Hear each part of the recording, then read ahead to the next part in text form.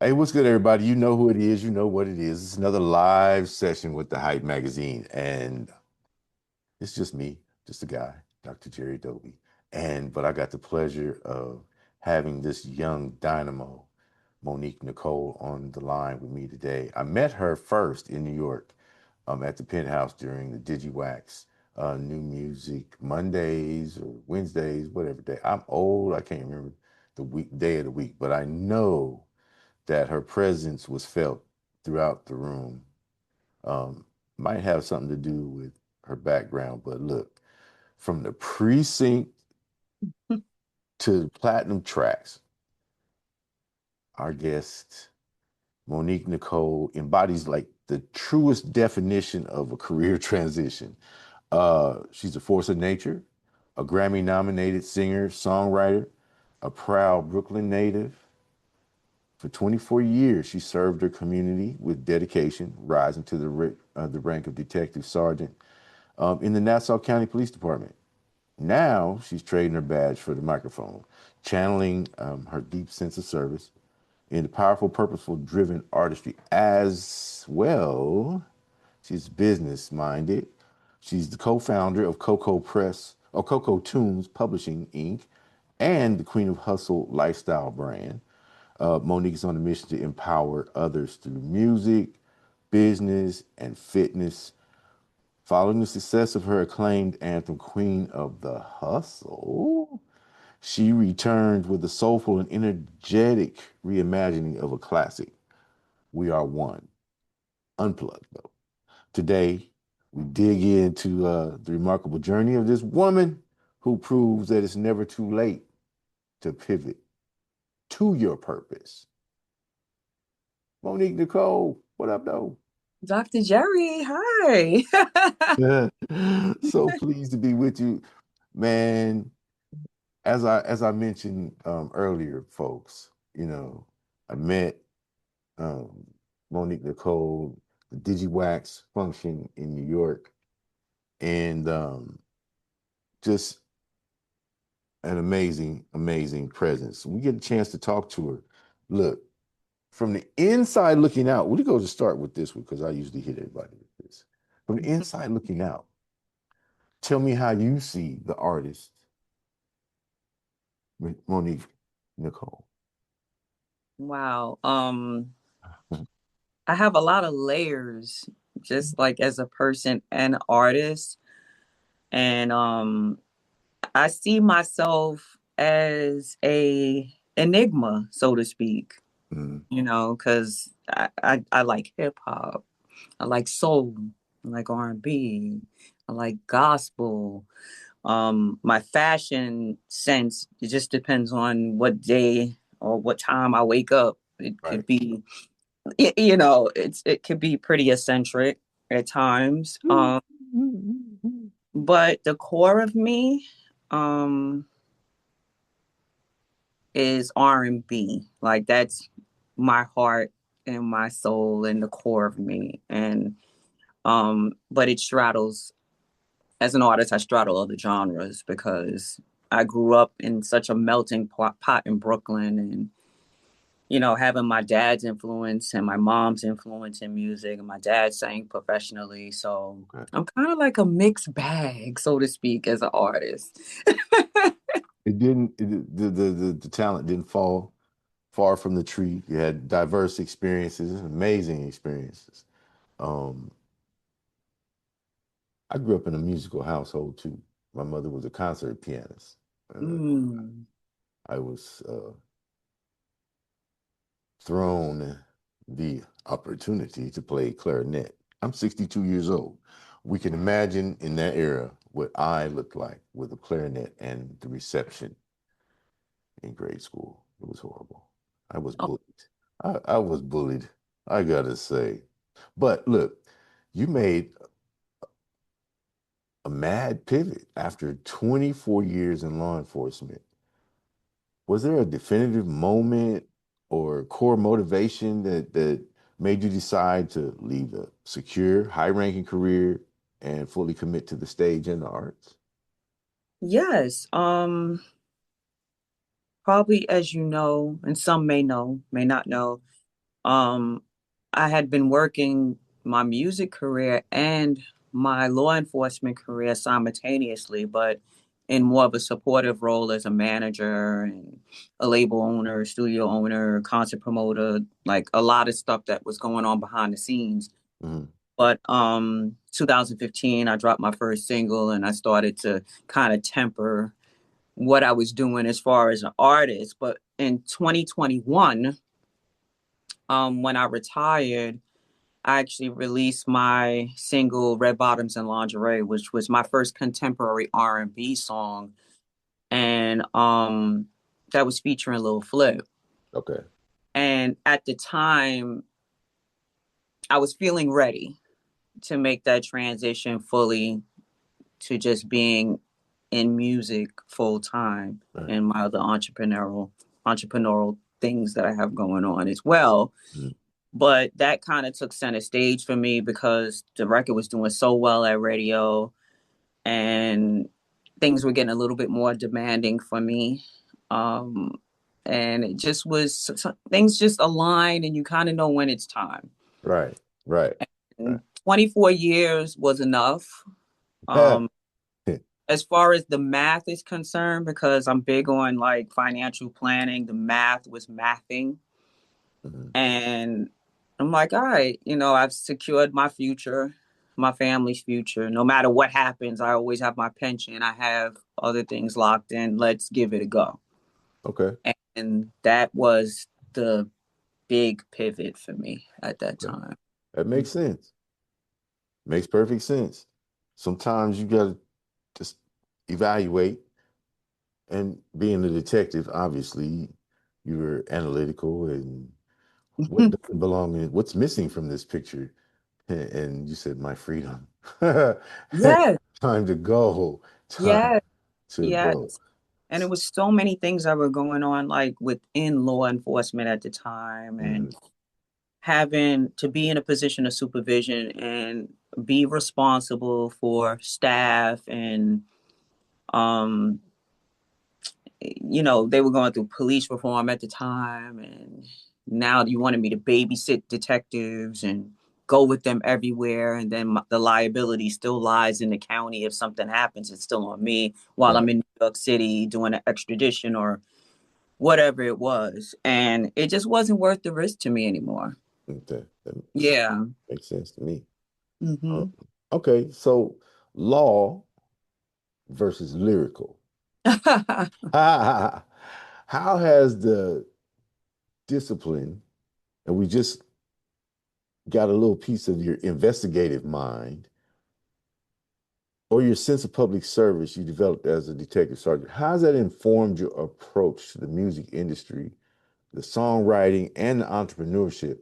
Because you've seen things from, you know, multiple avenues. Yes. Right.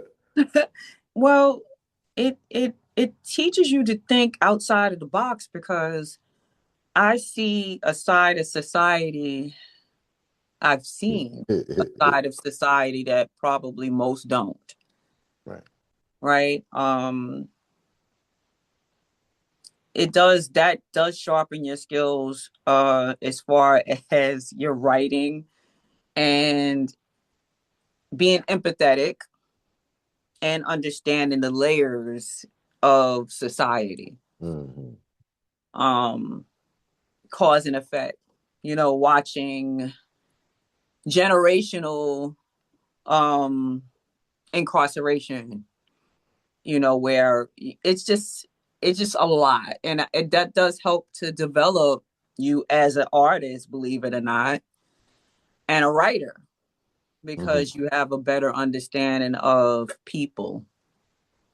And most times when you're songwriting, what are we writing about? People, um, situations that are known to us, right? But it just Mm-hmm. gives a little deeper understanding Mm-hmm. of how people work and how their minds work and how pieces come together.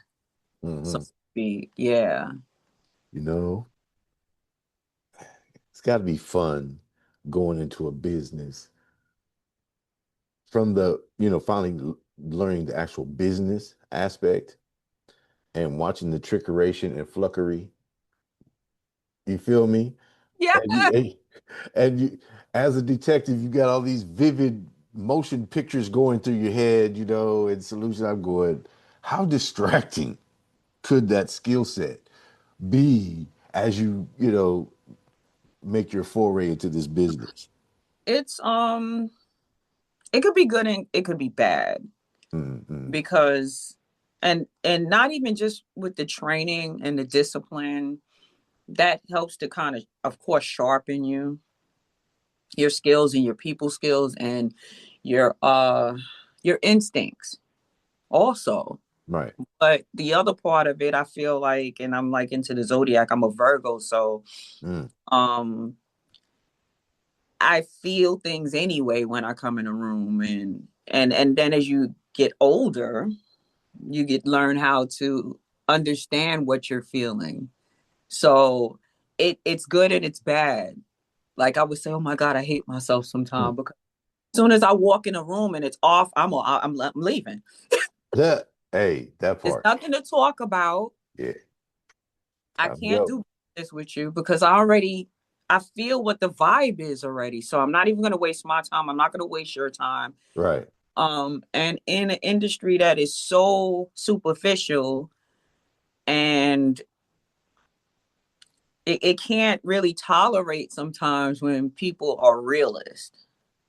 So, it's good and it's bad at the Oh same, God. you Oh. know, depending on what day it is, I might just let you. Most times, if it's not toxic, I'm gonna let you finish what you have to say. I'm always respectful, and and then I'm gonna go on about my day. But in the back of my mind, I already know it's BS, which is good. That helps to protect me and my businesses, Yeah.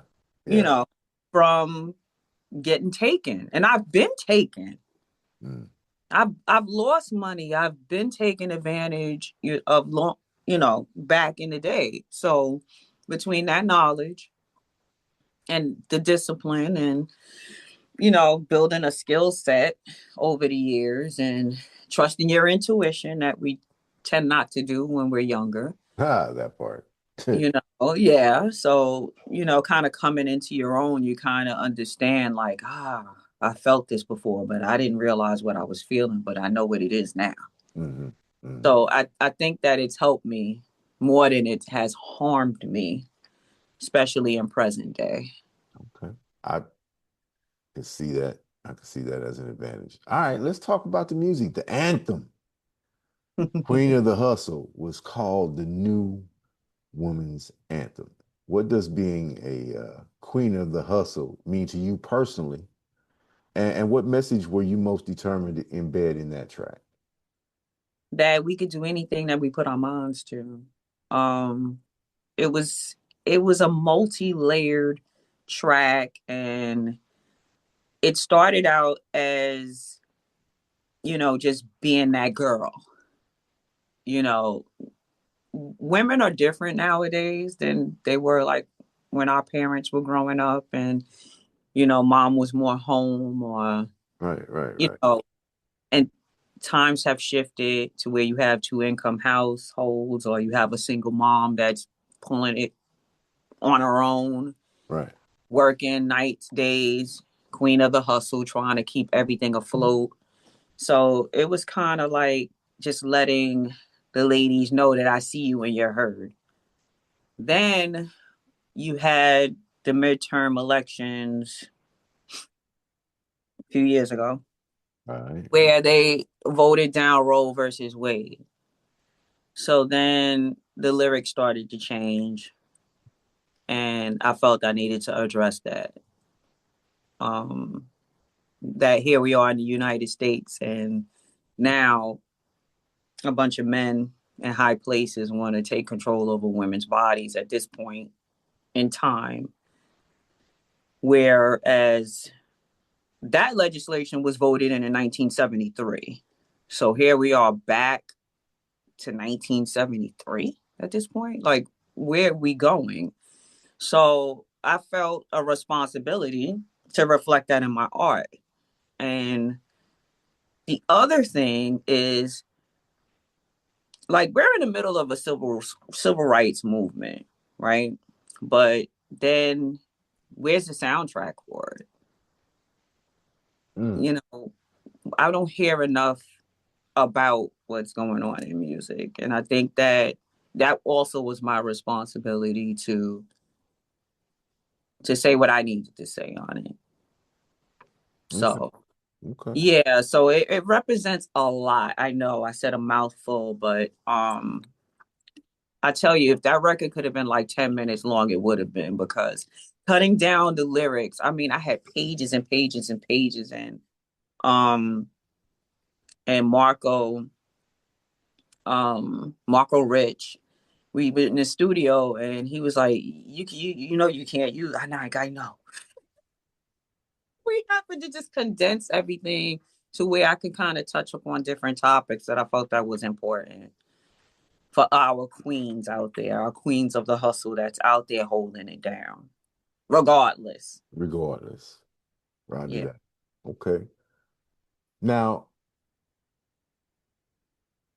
the Grammy consideration is for We Are One.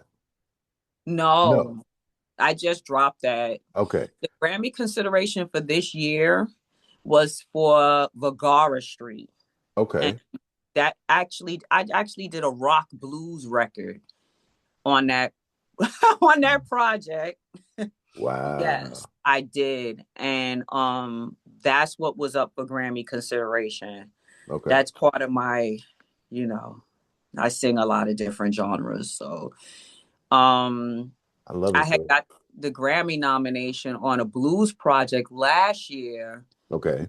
that I collaborated on with Antonio Vergara. Okay. So he came back to me for this new album and we collaborated again. Okay. And Okay. that one got the consideration. We didn't get the nomination this year though for 2026. But last year you came out of first round, got the nomination, Yep. and this year you got considered again, though, but still. Yes, yes. I mean, I was disappointed, of course. I would have loved another Grammy nomination, but um just to be considered and just to be challenged, Mhm. good things come out of the spirit of collaboration. And I'm just happy that, you know, artists in other genres want to tap in and collaborate with me, which is really cool. So I'm just thankful for the opportunity. And I love to stretch, you know, my artistry. So it was pretty cool. I don't know. I might have to take them up on releasing that as a single on my own project, because we're discussing that now. That look, I'll just say certain genres pay, certain markets pay. Others, feel I me? know. That Yeah, crossover is the business right there. Now, yes. speaking of stretch, though, go ahead. I'm sorry. Go ahead. I didn't mean to cut you No, off. I was just gonna say that, and I know what you're alluding to as far as R&B. Mhm. R&B, that genre is so crowded. Like by, I am an R&B artist if you're gonna classify me, right? But it's so crowded there. It's so the politics Hmm. with that when you're talking about getting these trophies, which I don't believe defines you. It's nice, yes, but the chances of that happening within my own genre is such an uphill battle. Right. Because it's, well, let's leave it there. I don't want to go too deep. Yeah, You know exactly where I'm I going. know where you're going, but let's I'm just gonna say leave that you're a part of the cream that has risen to the top. it. You Thank know, it definitely makes it more competitive, but when you're undeniable, you're going to get the nods. Whether you get the trophy, getting the nod and being put in the system, that says something in and of itself, in my opinion, as a person who doesn't make music. You know what I mean? thank you. So, mm, Yeah. okay. So I'm sorry. Okay. That's pretty much it. So yeah, you might hear some other uh music coming Okay. outside the R&B Okay. realm from me. All right. So speaking of stretching your wings, um, as an artist, covering you covered classic. Your new track, We Are One, Unplugged, is a soulful reimagining of a Frankie Beverly classic. Um, First, what drew you to this specific song, Yes. and how did you approach infusing it with New Orleans bounce and live band energy while respecting the original? You know, my now business manager, my CPA, is from NOLA. Okay. Okay. And we did this record, believe it or not, Jerry, about 2022, 2023. And I just had it in the can. Mm, And it was his suggestion. He's like, you need to do We All One. Oh, you think so? I'm like, all right, let's do it. He's like, do it Nola Bounce. You know, mm. like, all right. So Black and Mild, which is a producer that lives in New Orleans, we got together and we did the record. So it really was a suggestion from my team, one of my team members. And it morphed once I was in the booth because that whole dance and chant at the end was off the top of the dome. So, now it's funny, like line dancing is big now, but when I did the record in 2023, it was kind of just, something that I felt in the booth. I felt like I was on stage doing whatever I was doing. I was having a really good time. Okay, okay. It is kind of reflective in the track. Um, and that's pretty much the story behind that. And originally, Black and Mild had put a lot of samples on there. So, and I get it. Like he works with Beyonce and like people that are signed to these huge labels that have huge budgets that can go and get these things cleared and pay whoever needs to be paid. But me here, CoCo Tunes Publishing / music, that's going to be an issue for me. Right, right, right. So what I did was I pulled in one of the producers I work with pretty often, which is J Hot Scott. If you don't know him, Google him. He's phenomenal. He came up under Teddy Riley, and he does a lot for Keith Sweating a lot of people. Just whatever. He's just great. Mm-hmm. So I had him replay everything on there. He's doing voice box on there, and it just the two producers and then me, and it just kind of came together so nicely. And that was the birth of the song "We All One." Okay, okay. Yeah. Now you have described your music as like purpose driven. This question is getting ready to be so loaded, but I don't want you to feel under pressure to, get too deep. Can you share, or do you want to share, Mm-hmm. an example of a specific life experience or challenge that you turned into a song to help or empower others? Because I've heard your frustration from the professional side of law enforcement, and then, again, professional frustration navigating the maze that is the music industry, or Mm-hmm. the business of music. You know what I mean? So, we don't have to get crazy with it, but talk to me if you can, about one of those experiences that just help shape the flow. Wow. It's so many. I'm gonna go to like the most recent, and I feel like the queen of the hustle for me. It was Mm. that record for me where that pulled. at my heartstrings because of what was going on Mm-hmm. around me, Mm-hmm. as a woman, that who is now under attack Mm-hmm. in the land of the free. So the free. Um, I think that for me, that would be the moment. I think that I would look at, and understanding that I have a daughter that this new legislation Mm-hmm. will affect. But not only her, I have a son Mm-hmm. that's in college. It affects the men too. So, yeah, I would think that my own personal concerns, be it fears, be it experiences, um, are definitely reflective in my music.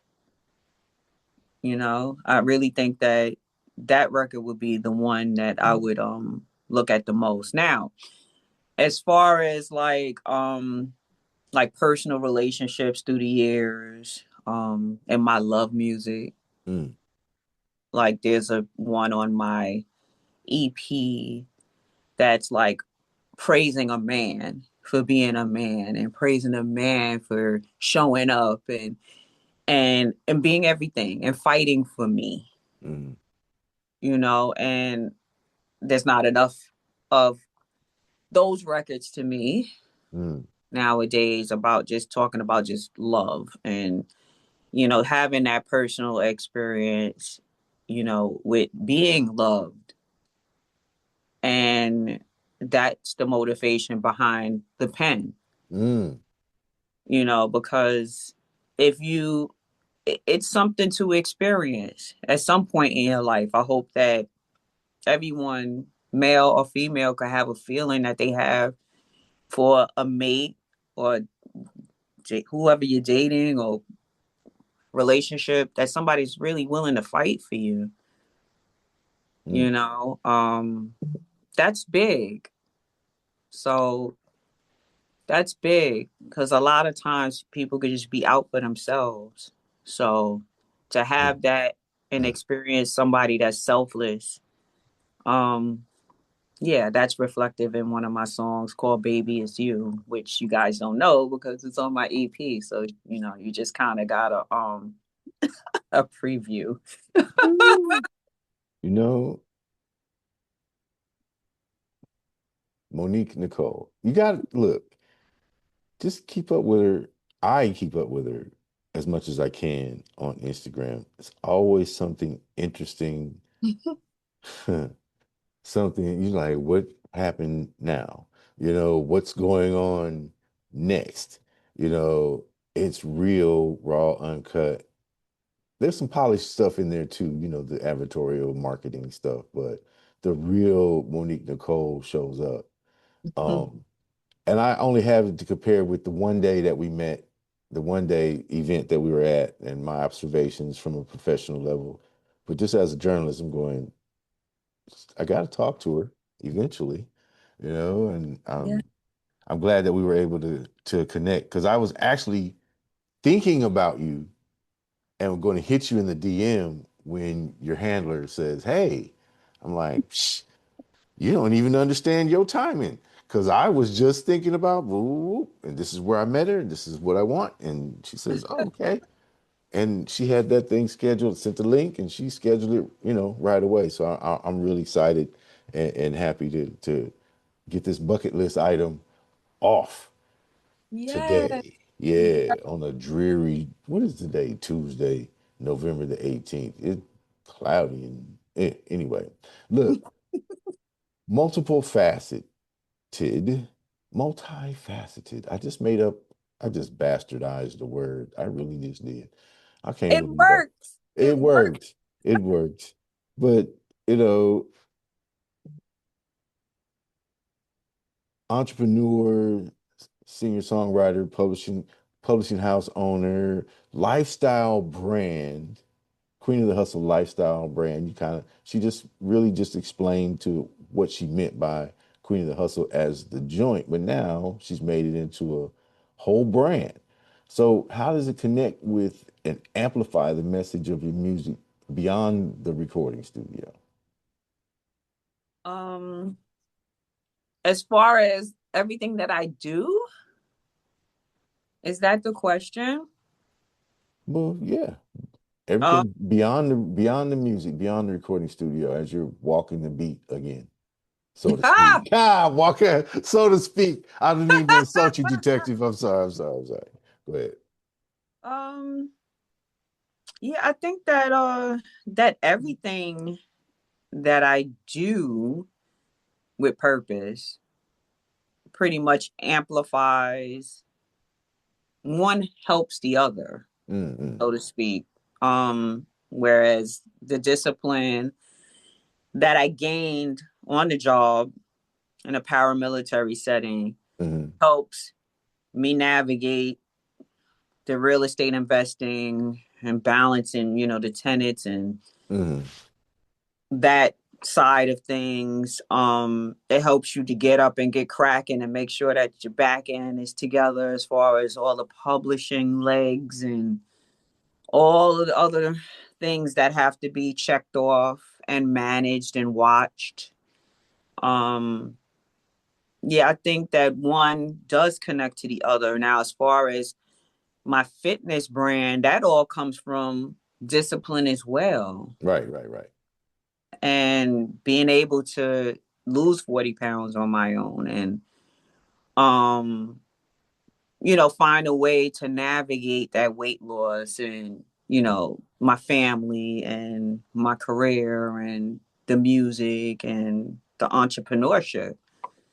Because a lot of times if you don't have discipline, you can't stick to a workout schedule That part. or anything else really, because you need discipline in order to walk that walk, Right, right? right, right. So and then be able to then write a book or journal about it, being able to now assist others on how I did what I did. So yeah, um, I think that's the best way that I can answer that I question. love it. I love it. She's so cool. She's so cool. So well considered, you know. I promise you this is not a I like the fact that we're just basically having a conversation instead of it being like an interview. Like, ugh, how dreary that'd be on a dreary day, just to have a dull ass conversation. Like, No, anyway, I'm sorry. I'm sorry. Thank you so much. I, I'm liable to pull any kind of shenanigans on camera. I really don't have a filter, um, but I that's all like right. I like and admire the way you handle it. I'm not trying to put you in no trick bags. We talked about, and I'm like really excited because, you know, back to back Grammy considerations, and then one moving to a nomination. That's just a huge statement, because first of all, I know there's some politics involved, but still, the Grammy organization is the only peer reviewed, peer voting platform. So to get past first round to actual nomination round, that's huge. And then to come back again and they go, yeah, this should be considered. You know what I mean? And this should be on our radar. This artist is putting in the work. What is that moment of recognition when you get, that postcard or the email from your Grammy account saying that, you're in the running? And how does it influence your goals for future projects? It is surreal Mm, because the nomination part was for me more so mm, because I've been a voting member probably I don't know about 6 years, okay. active voting member. So not to poo-poo a consideration because that is a big deal, Hmm. and I've had a few Hmm. on the R&B side as well. Hmm. But when that nomination comes down that's a whole different level of being acknowledged within the industry that you love and hate at the same. Right. You know what I'm saying? It's like, if being being recognized for your God-given talents and your hard work and being able to cut through an industry that is not easy to navigate, and to get to that point with a Grammy nomination, and the Grammy Awards is like the Super Bowl. It is the Super Bowl of music. Mhm. And overjoyed, shocked, Mm. because I did the feature. I did it. It was kind of like set it and forget it. And you know how you just off to the next, you're off to the next, you're off to the next, and you don't really take the moment to just stop and smell the roses. I never do, but I'm learning that I need to. And that moment made me pause. That made me pause because I was like, I didn't watch the nominations come down because I didn't. I hate to say this, and it's not, I wasn't being negative. I just didn't see it coming. Mm. And I think it made it even more sweeter because the way I found out was on social media before I got an email Mm. that, oh, I got the nomination, which is just wild. But it was a moment. Like, it was really like a big moment that also gave me the motivation to keep going, because and that's one of the things that I want to leave readers, listeners, viewers with, because this ain't for the weak. Mm. This ain't for the weak. You Mhm. are not going to make it if you can't keep your head and your heart and everything in alignment, because it will eat you alive. And I know I've had days where every so often I'm like, yo, I'm done. You just get there like, what Right. am I doing this for? I'm spending all this money.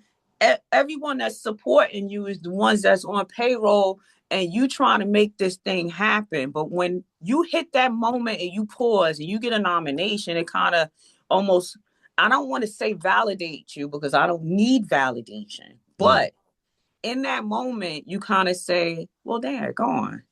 I probably should just keep going because, you know, kid, maybe you got something. You know Okay. what I'm It energizes you.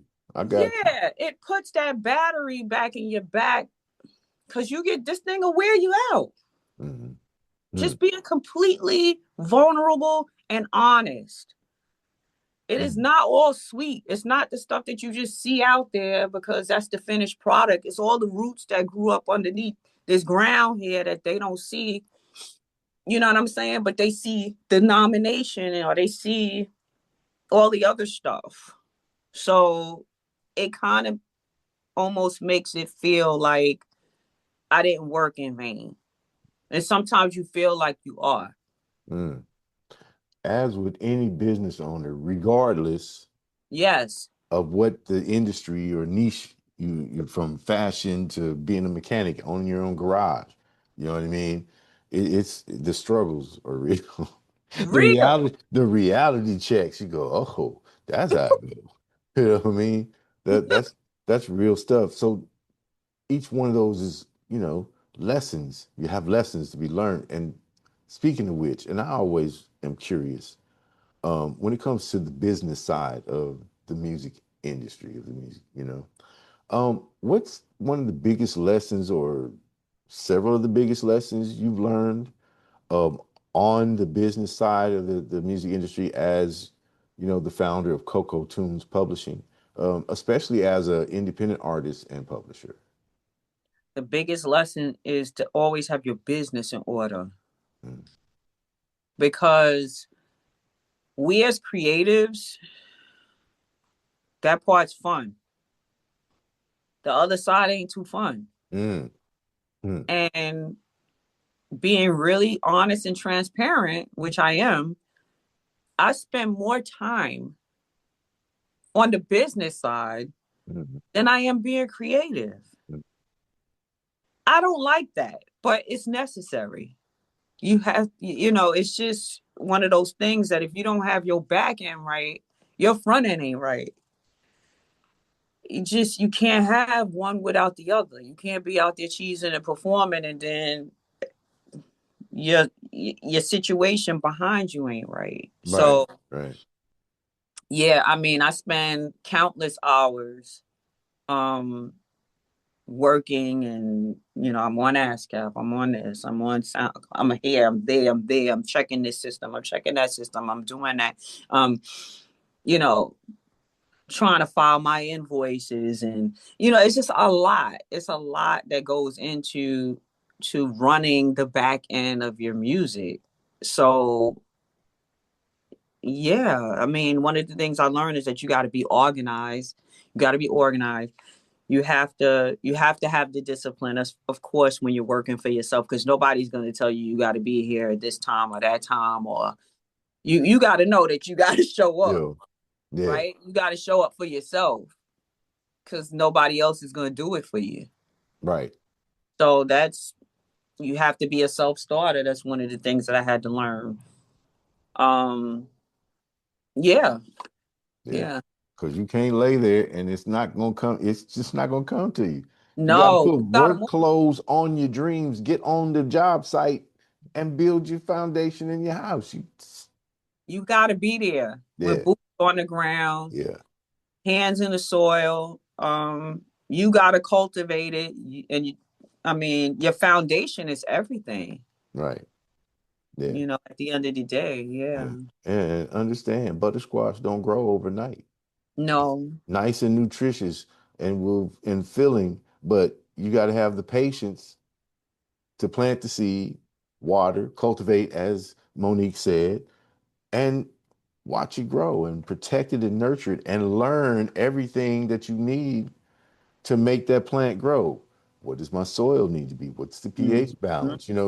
So I really like the fact that, as a multifaceted entrepreneur, you got in there and learned the nuts and bolts of all of your industries. You suffered and cost yourself money from not knowing and jumping into things and stuff like that. Um, but lessons learned, and now, you probably more considered.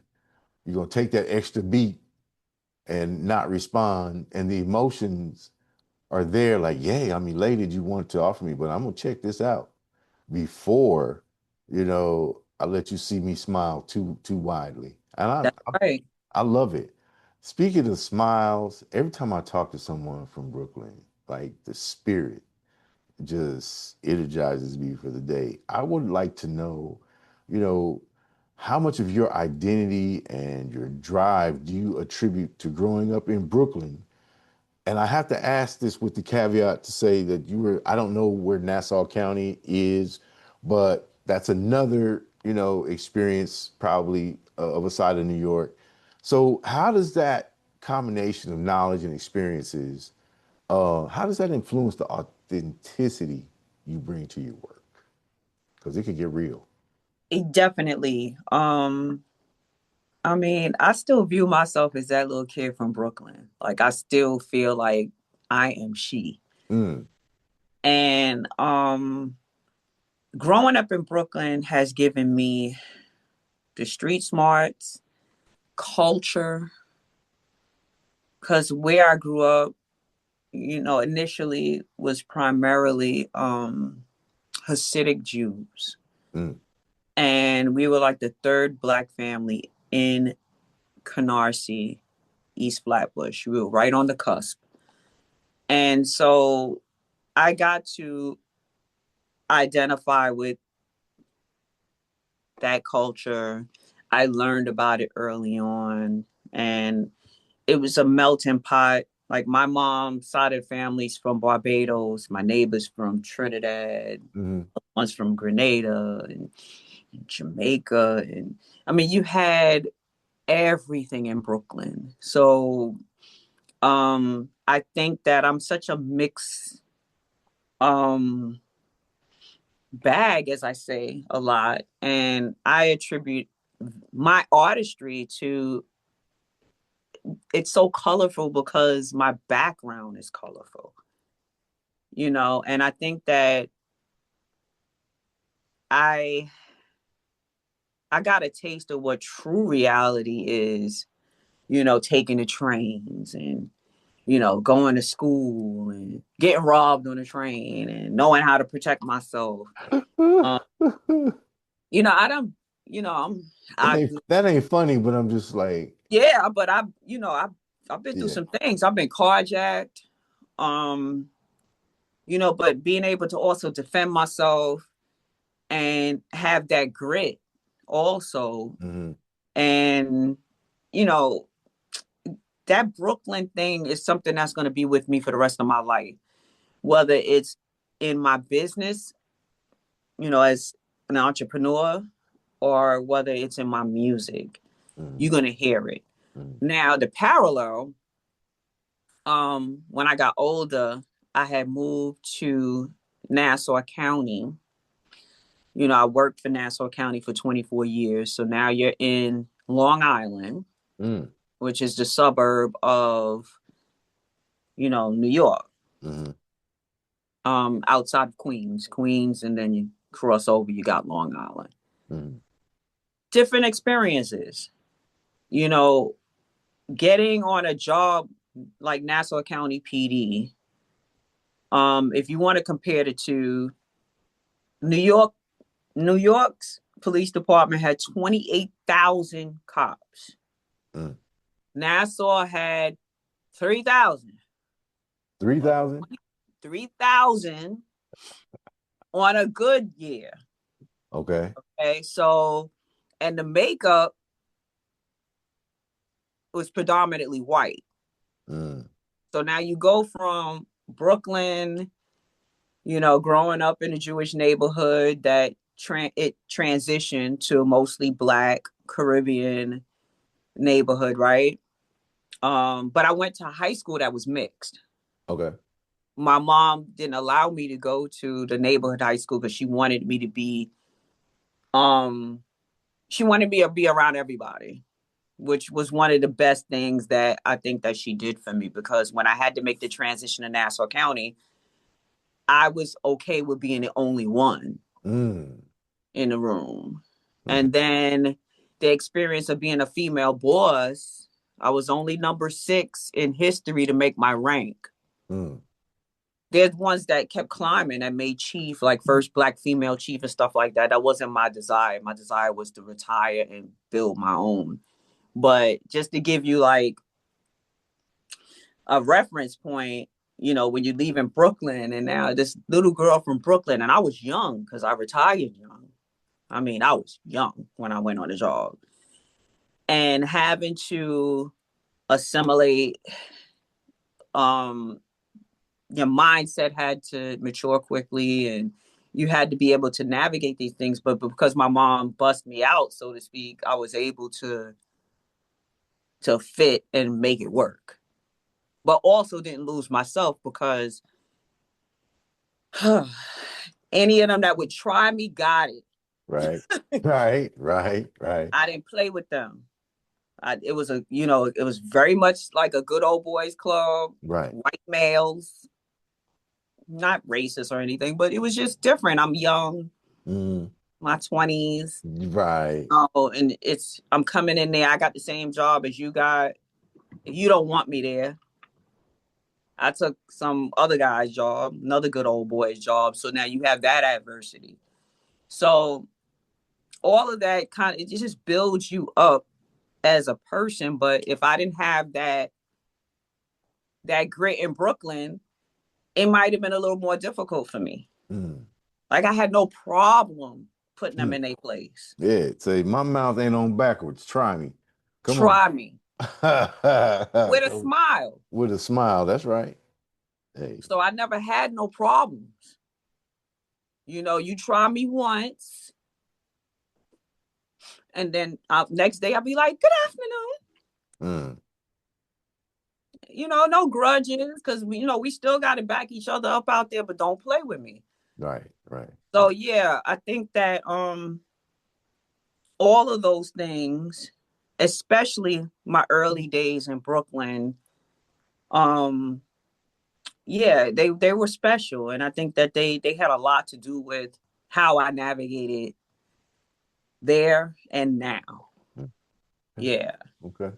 So you've navigated several types of mazes and, and exited triumphantly, having seen the light and moved forward. You continue to move forward. You've exhibited intestinal fortitude and leadership, first and foremost, to be a female leading, a portion of a department or a unit, within one of the biggest law enforcement organizations in the world, especially in the country, as a collective, you know, um, very amazing to complete 24 years despite and in spite of the organic challenges that come with being not only female, but Black, in a white male dominated, you know, industry of law enforcement. It speaks volumes, and it's no wonder, that you were honored with the Presidential Lifetime Achievement Award for your successful career transition and the contributions that you've made to the community. It's a prestigious award. What's the next big goal, professionally or personally, that you're currently hustling towards? My next big goal. I mean, right now, honestly, I'd like to I'd like to get another big record. Mm, I'd like to be on a major tour. mm, That right there would be the cherry on top for me. mm, Yeah, landing a major tour. I mean, it doesn't sound that big, I guess. mm. But like for me, like professionally, as far as the music is concerned, that would be great. That would be great. As far as like my other ventures, I just want to just keep building out. I understand that like building a real estate portfolio and things of that such is something that takes time and patience, you know. Right, Um, right. and I want to continue to just keep building that out until I could just go sit in the south of France for like for a few months and just finally just be. I want to get to that point. My ultimate goal, okay, here it is. I don't have to be out here doing what I'm doing. I want to, but just knowing that you could actually just walk away from everything and just have everything just working and everything automated, that would be a great goal to have. Man, To kind of did, let go of the steering wheel a little bit. did y'all hear that laugh? That was musical. That was somebody who's really internally freaking happy with the power they have over their lives. But to get there, she had to realize that she had the power and not let somebody else put you in a position where you're blaming them for your unhappiness or your lack of success. Total accountability. She's put in the work. And the biggest flex is to be able to say, I ain't got to do nothing. I'm retired military. I'm telling them, like, I ain't got to do nothing. You need to do, I don't need to do nothing. I already did it. She's done it. Yeah. She's got the awards, the Grammy considerations, the Grammy nominations, the Presidential Lifetime Achievement Award, community respect, 24 years. in one of the most dangerous professions in America domestically. It's not, I'm retired vet, so y'all don't trip. I know combat soldiers got it. We. Oh, yes. Thank you Okay. for your service. But on a day to day, not knowing what the day is going to bring kind of situation, law enforcement to me is, by far the most stressful. And so mad respect to you. And then mad respect that you still had the energy and the inclination to jump in here into this industry knowing full well that it was going to be a struggle and it's a slow cooked meal, but that's what tastes the best. Exactly. How do we find you and tell them where to go get the music and follow you on social and anything else that you wanted to cover that I may have neglected? You can find me everywhere at Monique Nikkole, and that's MoniqueNikkole.